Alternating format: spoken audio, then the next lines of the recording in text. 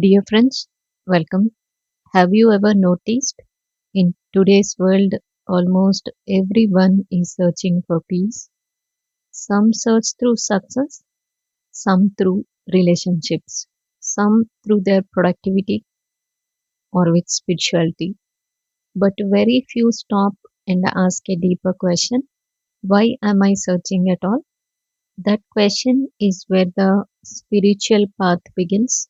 Ramana Maharshi taught that the purpose of spirituality is not to escape life, it is to discover the source of lasting peace within yourself. Most people think spirituality is only for saints or people who reject the world, but Ramana Maharshi taught something radically different. He said every human being already wants the same thing: happiness, peace, and freedom from suffering.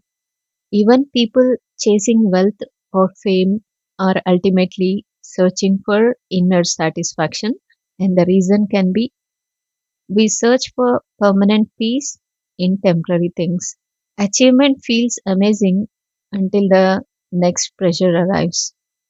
Relationships bring joy but also fear, attachment, and uncertainty. So, if our peace depends on external conditions, stress becomes unavoidable. That's why spiritual inquiry matters, not as a belief system, but as an investigation into the root of suffering. Ramana Maharshi said the mind constantly creates stress because it continuously identifies with thoughts. The mind creates a personal story and then becomes trapped inside it. But Ramana Maharshi asked a shocking question: who is the one experiencing these thoughts? This became his central teaching called self inquiry, the practice of asking, who am I, not intellectually, but through direct observation. He taught that when we deeply investigate the I that feels stressed, afraid, or anxious, we begin to discover that awareness itself is peaceful. Thoughts come and go, emotions come and go, but the awareness observing them remains unchanged. And that awareness is our true nature. One of the biggest mistakes people make is thinking that there is only one correct spiritual path. Ramana Maharshi never forced one religion or ideology. He taught that different temperaments require different approaches. Some people are drawn to meditation or with a devotion or with a social service, also with self inquiry. The real question is not which path looks impressive. The real question is which path genuinely reduces ego, fear, and mental suffering. A true spiritual path should make you more peaceful, less reactive, more compassionate, less dependent on external validation, and more aware of your inner state. If a path increases arrogance, superiority, or blind dependence, it may not leading towards truth. Ramana Maharshi emphasized simplicity. He often sat in silence because he believed truth is ultimately beyond words.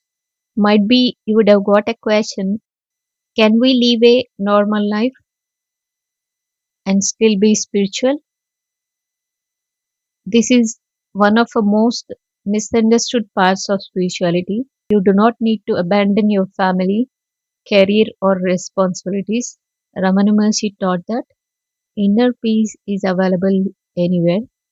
You can practice awareness while you're walking, working, or facing challenges. The goal is not escaping life, the goal is freedom from constant mental disturbance. Stress becomes lighter when your identity is no longer completely attached to every passing thought. As a part of simple practice, next time you feel stressed, pause for a moment. Instead of fighting the thought, ask to whom has this stress appeared? The answer will be to me, then ask who am I? Don't rush for verbal answer, just observe. For a moment, attention turn inward instead of chasing thoughts. This simple shift can create surprising calmness. Ramana Maharshi believed repeated practice slowly dissolves fear and mental suffering at the root.